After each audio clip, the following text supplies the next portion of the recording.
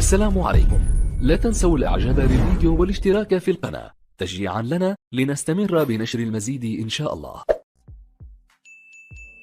استلام الكأس من الكابتن سعد كنيا، بطولة كأس العرب لكرة القدم للصالات، المنتخب المغربي بطل البطولة. ألف ألف ألف مبروك لمنتخب المغرب، بطولة كأس العرب لكرة القدم للصالات.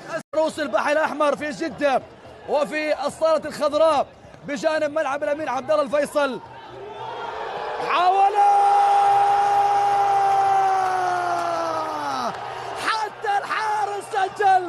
حتى الحارس سجل.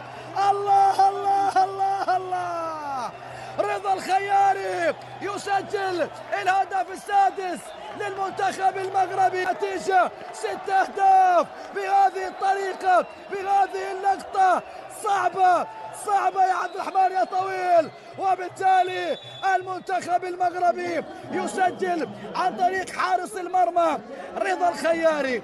استلام الكأس من الكابتن سعد كنيا، بطولة كأس العرب لكرة القدم للصالات، المنتخب المغربي بطل البطولة. ألف ألف ألف مبروك لمنتخب المغرب، بطولة كأس العرب لكرة القدم للصالات، السابعة والثالثة على التوالي.